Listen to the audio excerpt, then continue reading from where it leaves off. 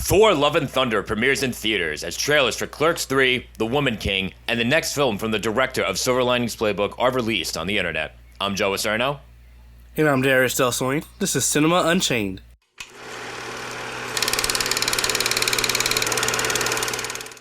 All right. Welcome, everybody, to the one and only Cinema Unchained podcast. We have a fantastic show for you today. But before we really dive into things, just a couple of more somber notes that I wanted to mention. This past week, or really, within a couple days of each other, we saw in the news the passings of entertainment legends James Caan and Tony Sirico. James Caan, known for playing Walter Hobbs, a.k.a. the dad from Elf. His most famous role was that of Sonny Corleone in the iconic film The Godfather, and his performance in that film earned him the Academy Award nomination for Best Supporting Actor. And then you have Tony Sirico, who passed away at the age of 79. I think James Caan was about 82. Tony Sirico made a living for himself playing mainly gangster characters. I think his first bigger appearance was a minor role in the iconic film Goodfellas, my favorite film of all time. And also, his most famous role was that of Paulie Gualtieri, a.k.a. Paulie Walnuts, on the legendary American television drama The Sopranos, my favorite television series of all time. So two fantastic entertainers, and, we're sad to see them go, and our sincerest condolences for their loved ones. Now, before we talk about the trailer, sorry, did you want to mention something, Darius, real quick? Oh, no, I was just saying, condolences to the loved ones and everything. Oh, okay. All right, don't want to cut you off there. Now, before we talk about the trailer for Amsterdam, don't forget to subscribe and hit the bell to get all notifications for more talks about movies, TV, and everything in between, whether on YouTube or wherever you get your podcasts. Now, before we get into the trailer for The Woman King, the trailer for Amsterdam was released online and in theaters this past weekend. Ironically enough, I watched this trailer before my screening of Thor Love and Thunder. Yeah, and same in here. the 1930s, a doctor, nurse, and attorney, who are all close friends, become suspects of the same murder. And what I will say so far is that there's an interesting story behind this. There seems to be a lot of energy, as seems to be common with that of David O. Russell's film. This film was written and directed by David O. Russell. Now, one thing I will say, and I learned about this really within the last couple days after you and I suggested that we talk, you and I agreed to talk about this trailer on this show. As I mentioned, the film is written and directed by David O. Russell, and after reading certain things about him, I got to say I'm very conflicted about seeing this film. On one end, he is a very, very talented filmmaker. This is the same guy who did The Fighter. This is the same guy who did Silver Linings Playbook. This is the same guy who did American Hustle. All three are fantastic films. I love American Hustle. Right? Amazing film. On the other hand, he has a horrendous reputation that I have learned more about within the last couple of days. He's known for being very antagonistic and even downright abusive to certain performers. He made the life of Amy Adams really a living hell on the set of American Hustle. He's gotten into numerous tiffs with certain high-profile actors. I believe him and George Clooney had a very, antagonistic relationship on the set of Three Kings. Again, George Clooney, really. I mean, he also physically assaulted Christopher Nolan, Nolan, at a Hollywood party. Yes. Oh, boy. And probably the worst thing out of it all was the alleged sexual assault of his transgender niece. There's just a lot of weird shit with that one. He claimed that she was being very provocative. He actually admitted to the incident happening. She had undergone the procedure, the transgender procedure, and he was curious about certain things. So there were certain physical contacts that happened, and he admitted to that, but he alleged that, he was given consent, but at the same time, that's your niece. What are you doing anything like that with your niece in the first place? Mm-hmm. So, I don't get it. I don't get it with this man. And again, like I said, I literally just learned about this within the last day or two. And the crazy part in all of this is, you look at the cast of this film alone and a lot of his other films, how does he get so many A-listers to work with him despite his reputation?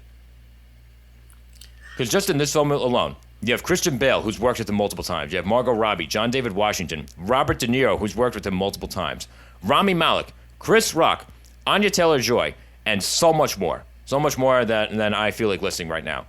You have multiple performers that have worked with him multiple times. How? I don't understand how. And how is he still able to work, really? How? Because you have a lot of people that have, certain things have come out about that got basically blackballed, right? And in certain situations, rightfully so. But I just don't understand, like, how he hasn't seemed to really pay the price for anything that he's done. And I think, honestly, it's because you look at the entertainment industry and it's run by scumbags who look out for their own. That's my little tinfoil hat conspiracy theory, but I really think the tinfoil hat is on too tightly when I say that. Yeah, I mean, overall, I think the movie did look really interesting. I was kind of laughing at certain points. The cast, you already mentioned it. It's basically an A-list studded cast. Like and everyone. Like almost like every single person is A-list. Right? And I find that interesting, and I really like that as well. And again, the story seemed interesting. I like the setting, Margot Robbie. Like, it all looked really interesting. And when I saw it, I was like, I really want to see this. I was so set in my mind and actually wanting to see this. And then you mentioning all this stuff with the alleged, now I'm a bit hesitant, unfortunately. Maybe I'll go see it, maybe not. But at this point, it's just a mix. Now, I think for me, it's like, does it look interesting? Does it look interesting enough for me to see it? Yes. Do I want to see it because of the director or do I want to give this movie my money because of the allegations with the director and everything? No, I don't. But so it's kind of I think for me, it's that thing of maybe I'll wait till later. Yeah, here's what I will say. Allegations are one thing, but he admitted to, like I said, basically being handsy with his niece, right? He admitted to that. Yeah, exactly. Whether it was consensual or not, that's where I guess the gray part is, or the mystery. That's where the allegations actually are. But no, he did touch his niece there. So, I mean, it's I don't understand, and it's just this brings up another question too, right? To what extent do we go to separate the art from the artist? I mean, makes you think, doesn't it? Yeah, it's that thing where it's you want to support, these films that are good, the directors are good storytellers, but I think it's that thing as well where, yes, they are in the entertainment industry, they may have gotten famous, but just because you're famous doesn't mean you can't be held accountable to your actions. You're human at the end of the day, and if you're gonna mess stuff up like that, then to me, it's that thing where if you have the feel or the need to think that everyone is against you or your career is over because of others, no, it's because of your own actions. You shouldn't have done all the things you've done. Yes, you've made good movies. I'm not denying that. But you can still be a piece of shit of a human being. Yep. Yeah. So, I don't know. Like I said, I'm torn on this one. And it sucks because this film did really look interesting. Looked really, really, really interesting. And again, he's very good at what he does. Filmmaking. He's very good at that. But again, these other things, it can't help but make me wonder. There are plenty of other talented filmmakers out there. And again, who knows what skeletons they may have in their closets, but it's just there are plenty of other films that I could watch to, number one, be entertained and, feel something and also learn something about filmmaking, too. And it doesn't have to necessarily be from someone who's a total scumbag, Yeah, Because, again, based on what I'm reading here, like I said, there are allegations, there are things that are he said, she said, and there are things that you actually did, that you actually admitted to, that, things are, concrete there, you know what I mean? Yeah, I think it's also that thing where, yes, it came down to it, like you said, he said, she said, but at the same time, if just one thing and he admitted to it, the others are not too far off to be true. Yeah, usually that's how it goes. I'm not going to say always because I don't like speaking in absolutes. Only a Sith deals in absolutes, right? Yeah, but like Star Wars reference aside, like, I don't think it's good to, like I said, make blanket statements or anything like that. And I'm not saying that's what you're doing, but in a lot of situations, yeah, like, usually if it's one and it's one that's definitely true, like, there usually is a pattern of behavior that goes with it. Exactly. So like, if you have multiple actors or whatever saying this person to this, obviously it's a he said, she said, but then if they admit it, then it's like, all right, that's an issue, Yeah. And don't get me wrong, like certain people, like again, if you're talking about like, someone's relationships with other people, there are just some people that just don't, go together well. There's just some people that just don't get along for whatever reason. That doesn't automatically make one or the other like a bad person. But when you're being so horrible to Amy Adams that Christian Bale has to step in and say, hey, stop being such an asshole to her. I mean, and again, when you've, like I said, physically assaulted Christopher Nolan, when you had, when you were treating people like shit on the set of Three Kings and you got into a blowout with George Clooney, because George Clooney stepped in too, he said, hey, you can't treat people like this. Like, enough is enough at this point. Like, there's something seriously wrong with this man. Yeah, definitely. So, I mean, it's like I want to see it, but I don't think I'll see it in the theaters, or I don't think I want to give my money to this director. Yeah, I think that's a great way to look at it. That is a great way to look at it. So for everybody that is still with us, what are your thoughts on Amsterdam? Like, do you actually plan on seeing it? What did you think of everything that we said as far as like everything said or that's like been argued about? David O. Russell, what do you think of the cast? Lot to pick apart here. So please just leave us your thoughts wherever it is that you can. And if you like this discussion, please tap the subscribe button and hit the bell to get all notifications for more like it. Now, before we get into the trailer for yet another Clerks movie, another trailer came out within the last couple days, and it's for that of The Woman King. The Dahomey Amazons fight to defend their kingdom from the threat of European slave traders. Darius, you lead the way on this one because you were the one that sent this to me fairly spontaneously saying, hey, we have to talk about this on Sunday. So what are you thinking with this one? Yeah, for this one, what intrigued me, obviously, was Viola Davis. Viola Davis embracing a warrior-like character. I like the actress. I'm an absolute fan of her. And so this intrigued me because it was, all right, you're going into a female, all black woman, warrior tribe, the Dahomey tribe, and that intrigued me because I wanted to see what they would do. And I will say this, I don't know a lot of history about that, but for some reason, a part of this movie felt off. I don't know why. It looked interesting, it looked intriguing, but for some reason, I don't know why, a part of me feels as if I don't think the full history is actually being shown or told. And I started doing a bit of research. And I was like,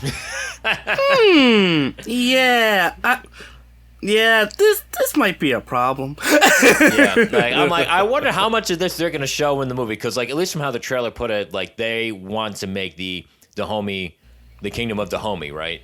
Seem like this positive triumph for force. And again, this is just a trailer. A lot of this is subjective, but at least that's the impression I got from the marketing so far. We'll be able to know for sure when the movie actually comes out, right? But like, if you look at the history of the kingdom of Dahomey, they're pretty scummy. They're constantly at war with their neighbors. They were engaged in the slave trade and slave practices. They got very powerful from that. Mm-hmm. They sold captives from war to Europeans, and they reserved others that weren't sold to the Europeans for human sacrifice. Mm-hmm. So I can't help but wonder if this will be mentioned in the film. And again, like, you look at this, right? What I just said about, like, the King of Dahomey and everything like that. Like, everybody was an asshole back then, okay? Exactly. Everybody was an asshole. Like, oh, one nation's worse than the other. We sure about that? I don't really know. I mean, I don't know if every single nation, like, did human sacrifice, but, like, yeah, everybody engaged in the slave trade back then. So that doesn't make this place, like, really so much different other than the whole, again, human sacrifice aspect of it all, which, again, that's something else completely different. But, I can't help but wonder how much of this is actually going to be mentioned in the film. Exactly. And if they don't mention this in the film, why? Mm-hmm. Can't help but wonder. Yeah. So, like, again, it's like the film, it looked it's like a part of me was like, I want to be excited for this, for obvious reasons, but at the same time, I was just hesitant because it's like, are you actually trying to tell an accurate depiction of this tribe and everything, or is this more of a political statement in today's climate? Yep. That's what it was for me, and I think it's the second one, unfortunately. Yep. Yeah.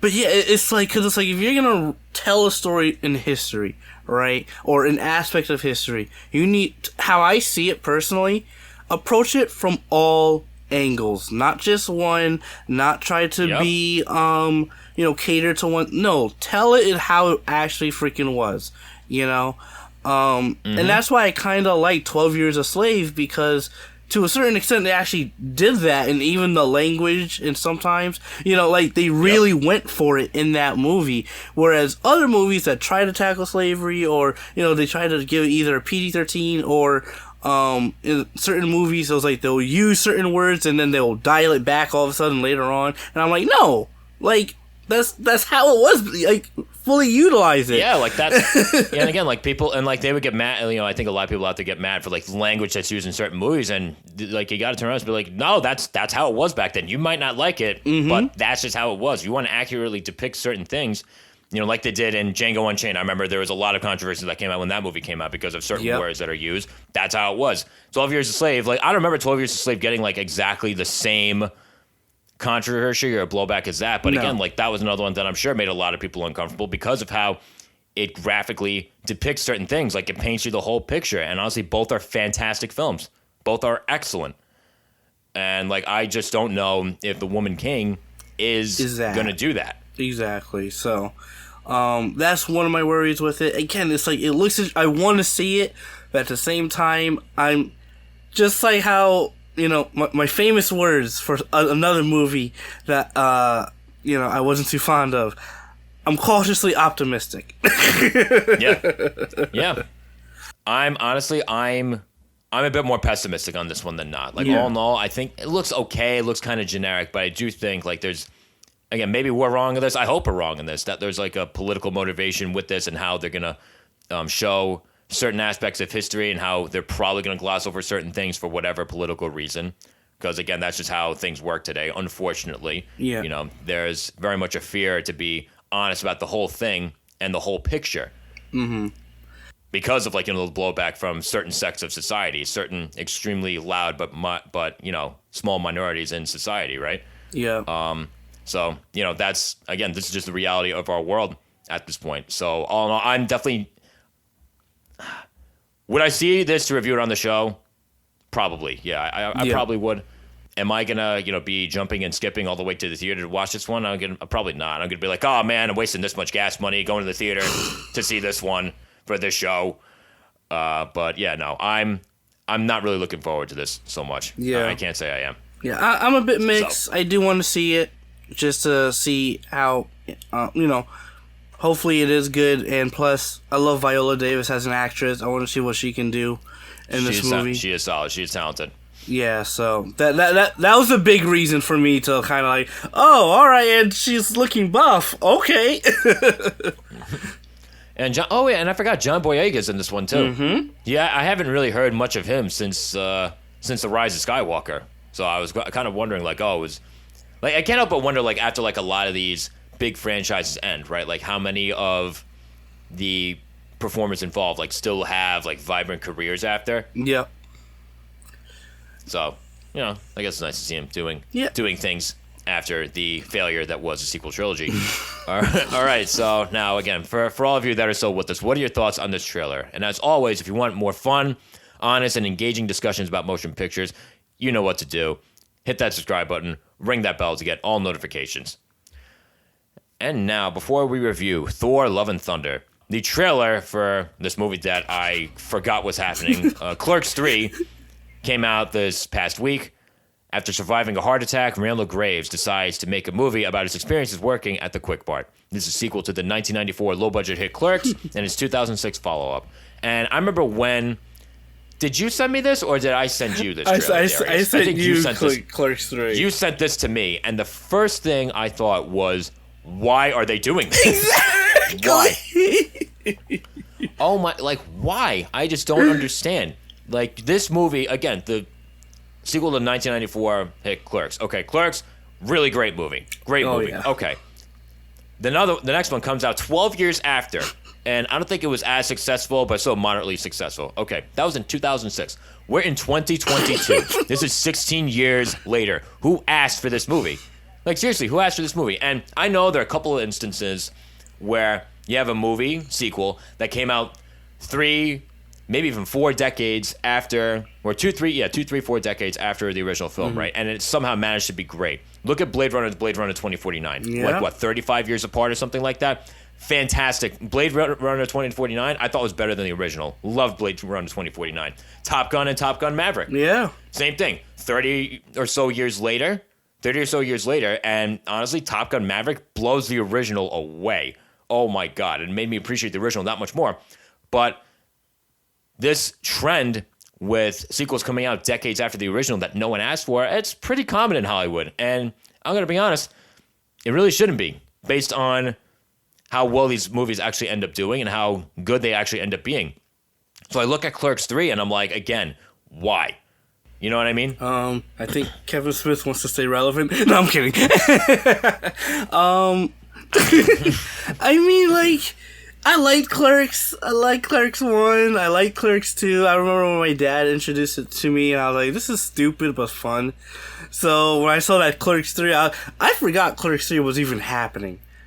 I really did until the trailer dropped, and I was like, oh, all right then. And I'm watching, and I'm just like, all right, interesting concept.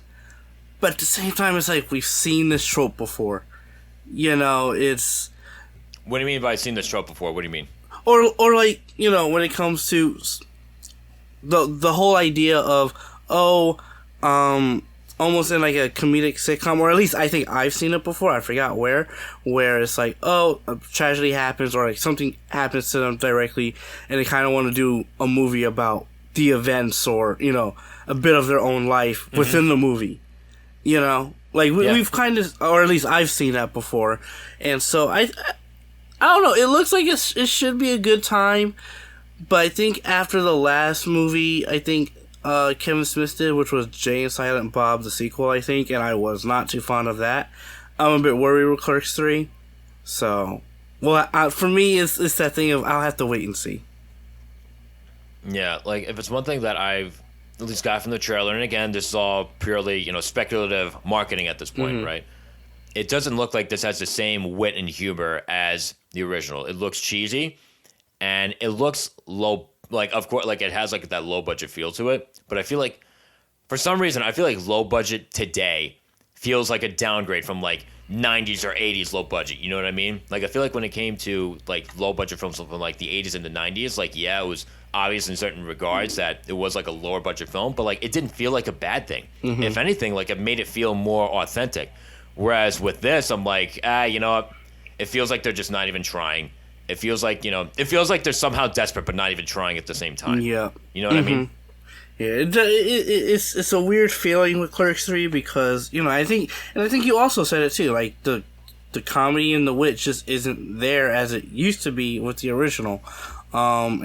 And again, maybe we're wrong. You know, we see the movie and we're like, oh wow, this was, you know, the trailer really downplayed it. And that is always possible, but at the same time, like, usually a trailer gives you some kind of hope for the movie, right? Unless it's just a really bad trailer. Yeah.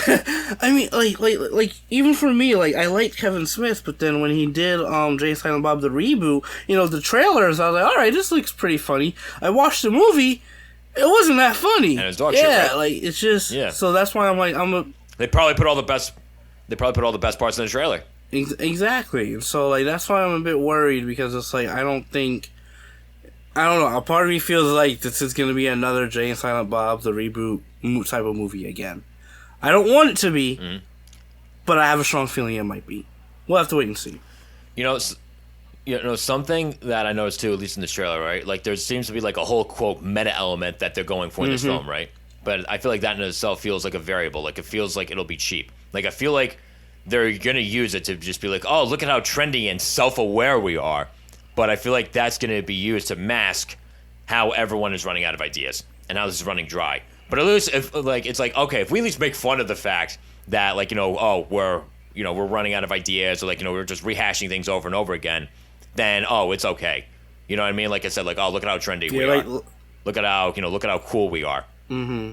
But, yeah, like I maybe I'm wrong, but I feel like I see right through that. No, absolutely. And I feel like you're in the same boat as me. Absolutely, because it's like you can only do that trope for so long.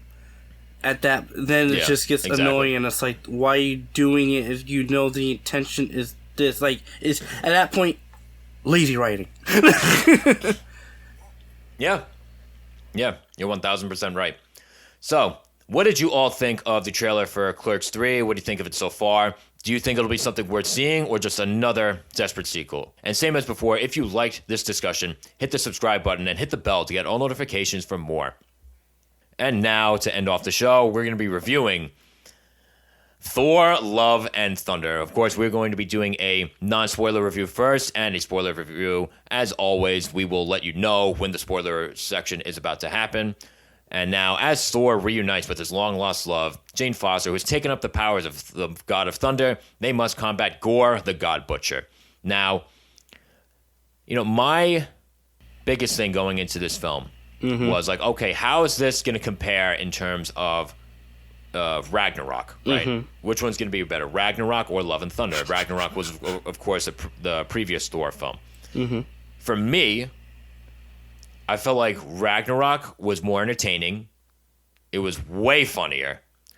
But I feel like Love and Thunder had a better story and better emotion. And the reason why I say that, I think I'm predominantly comparing this to Ragnarok is because both Ragnarok and Love and Thunder were helmed by the same filmmaker, Taika Waititi. So, which one overall would you say you liked better? So, when it comes to which one I had more fun with, like, to be honest, like, I think I can have fun with the movie, but still think it's bad. Like, know, Mortal Kombat, I had fun with it, but I still thought that was a trash movie. So with Love and Thunder, I had more fun with Love and Thunder than I did with Ragnarok. But I don't think Love and Thunder was as great as it was or how people were trying to make it out to be. I didn't think it was all that good. I have a lot of the problems I had with Ragnarok still transferred over to this movie. And it's unfortunate because it's like you expect a sequel to change and up the ante and really dive deep on what the strengths of the previous one, which it definitely did, and maybe a bit too much. So, like, I think entertainment-wise, I had more fun with this because I think the comedy, for me, it definitely hit in certain places, but again, it also dragged out much later on. Whereas Ragnarok, the sole premise as to why I wasn't a fan of it was because an event like Ragnarok in Norse mythology and even in the comics should be taken very seriously. As serious as Infinity War Thor when he lost Asgard and just where he was mentally in that movie.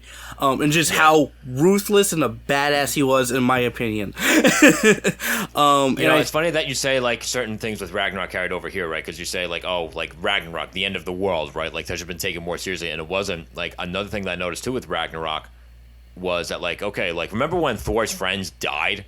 Like, got killed? And, like, the movie, like, kind of, like, glossed over. So it was like, oh, like, his friends died. Like, oh, that sucks. Where's Thor's grieving on that? And I get it, it's like a comic book movie, but at the end of the day, like, I'm done with the whole excuse, like, oh, it's just a comic book movie. Like, if you're telling stories, then, like, if you want, like, people to, like, really see the humanity in these characters that you're building, and I think that's how you make film stand out. I think that's how you make, genres that weren't taken as seriously stand out. Like, you make them think and feel something emotionally that they didn't before with the genre. And I feel like that was a missed opportunity in Ragnarok, but I do feel like, at least with Love and Thunder, I do feel like the story and the emotion was better, even if it didn't always land. I appreciated the attempt more. And there are certain spots where it does, but there were definitely certain missed opportunities there as well. Yeah, for sure. Like, again, this goes big into really my issues with Ragnarok and how it's like it's still prevalent, where it's like the emotions, what he wants to do is there. It just goes into another point in this movie. This movie needed to be longer. I thought it ended way too quickly for me.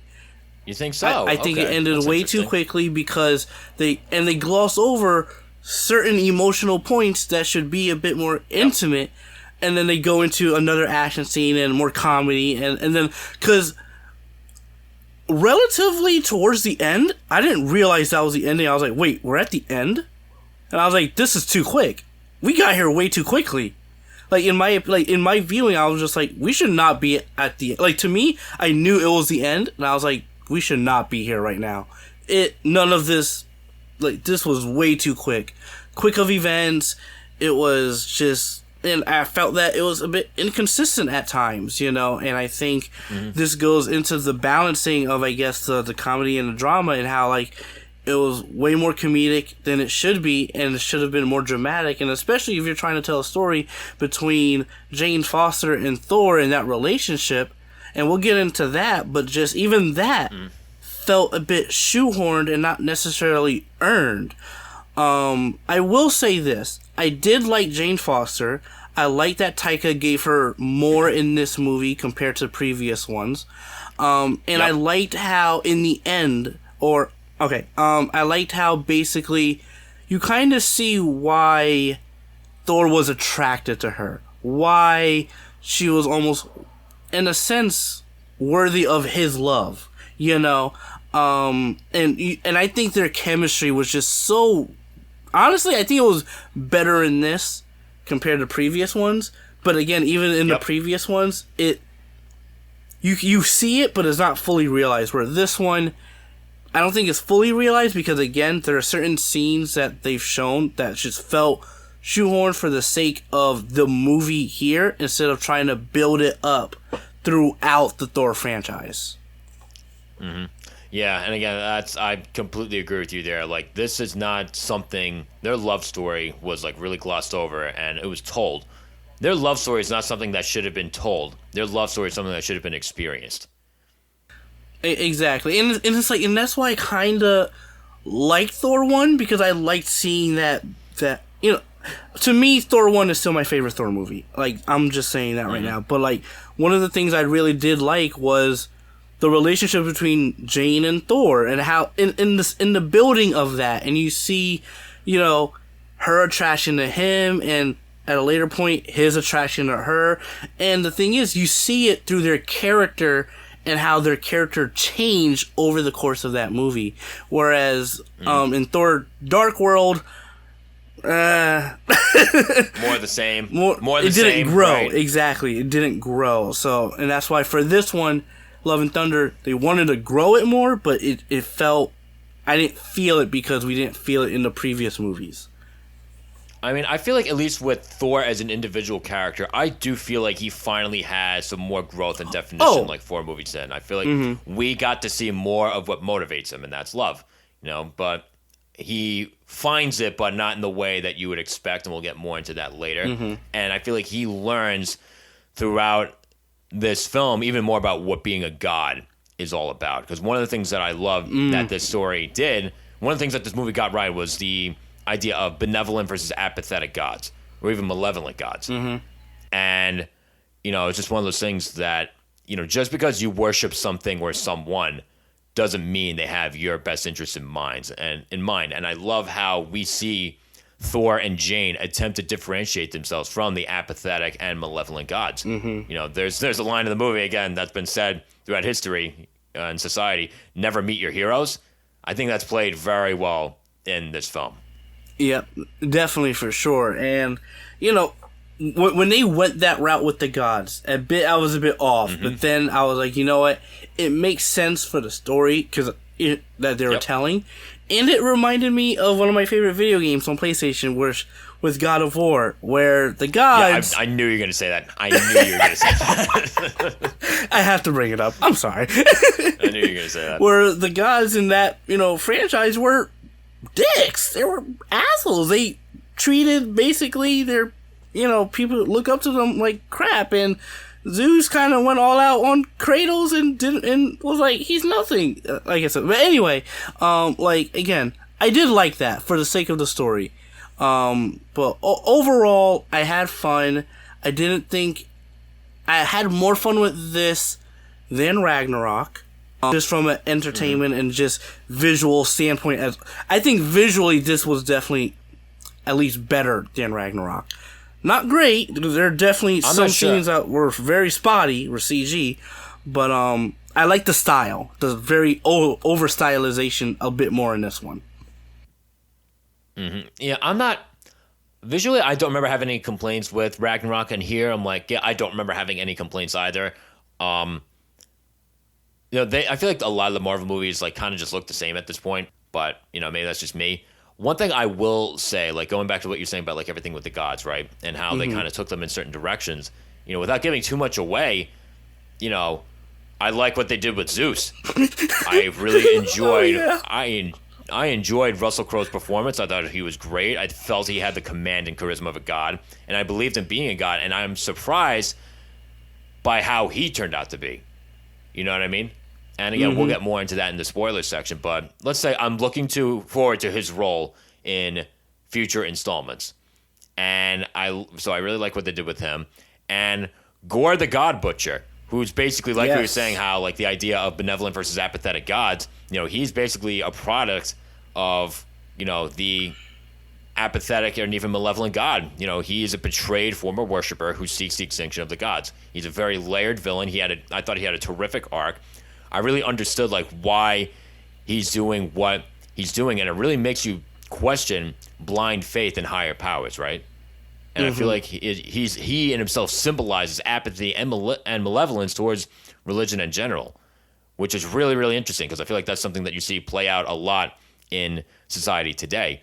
And also, I just got to say too, Christian Bale, fantastic performance. I thought he did such a great job. Easily the best Thor villain, one of my favorite villains in the Marvel Cinematic Universe. I thought he did such a great job. He was scary to look at. His performance was great. The makeup that they had for him, oh my god! I don't know if that was makeup or some of that was CG. That couldn't have all been CG. That's makeup. I think a good chunk of that was makeup. Yeah. Yeah, they did a great job with him on that one. So what they did with him, great. I liked what they did with Gore, but to me, I felt like they underutilized Christian Bale to a certain extent. I don't know.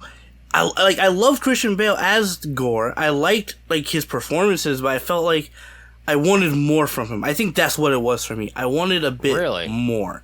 Yeah. You wanted him to be there more, or you feel like he, as a performer, with what he was given, could have done more? Like which one? Both. But I also definitely wanted to at least see more of Gore and really. A part of me feels as if his transitioning into the God Butcher was very abrupt. And that threw me off, and that made me question certain actions and even plot devices and how things were operating at a later date. But overall, Gore and Christian Bale, I like to a certain extent. Not completely. I'm not too fond of his look. I will still hold by that. Like, he should have looked a bit more like his counterpart. That's just me, comic book counterpart. But I did enjoy him. Yeah. So overall, I feel like the execution of the film, considering that's Taika Waititi, I was a bit disappointed by it. And the reason I will say that is because, like I said, I feel like I was expecting something at least as funny as Ragnarok. Like, the humor was still there in this movie, but not nearly as much as it was in Ragnarok. And I feel like that's one of the things that Ragnarok really had going for it. But again, Ragnarok lacked in emotional stakes, right? Yeah. It lacked in peril, if you really think about it. And I feel like this movie succeeded more with that than in Ragnarok. So I do appreciate the attempt in comparison to Ragnarok. But at the same time, certain emotional moments didn't land as much as others did. And as much as, they should have. And I just felt like certain things throughout this film felt like kind of hokey, and I felt like the tonality of this film was a bit inconsistent. So maybe I think that's what threw me off a bit with this film as well. Yeah, like what I meant by inconsistent earlier, I did mean like tonality-wise, because it did feel a bit all over the place. And again, and it's weird because it's like, it felt all over the place, and it's that short, so it should have been concise and a bit more controlled. But again, things don't usually work. But for me, just like how I told you, before this movie came out, I was cautiously optimistic, and I was left the same feeling how I left with Ragnarok. Just Gotcha. wasn't too big. Had more fun, but just wasn't too big on it. Okay. From a so now storytelling perspective. Yeah. So I think at this point, like now we're gonna get into the spoiler section in 5, 4, 3, 2, 1. One thing that stands out to me to most is Jane's character arc, because I didn't want to dive too deep into this before. I feel like she went from a generic love interest to a truly heroic goddess. Yes. Even though I feel like she went to being a total badass like just a little too quickly, I at least like what they did. I feel like she got a major, major upgrade from the rest of the MCU, and how she goes out, how she basically, sacrifices herself for the greater good. Again, that's what it means. That's what it means. That's what it means to be a truly, a true hero. A true goddess. And again, you look at the gods too, right? Like they expect everyone, at least in this film, how it depicts in this film, they expect and only expect people to worship them. They don't expect, to give anything in return. Like, that's how she differentiates herself from, the deities that are also worshipped in this film. Yeah. Yeah, and that's one of the things, again, for me, what I liked about Jane Foster Thor was I liked how she really, to me, she proved her worth at the end of it and not in the beginning. Yep. Like you really got to see that arc, and she showed why she was worthy, at least in my opinion, to hold the hammer of Thor.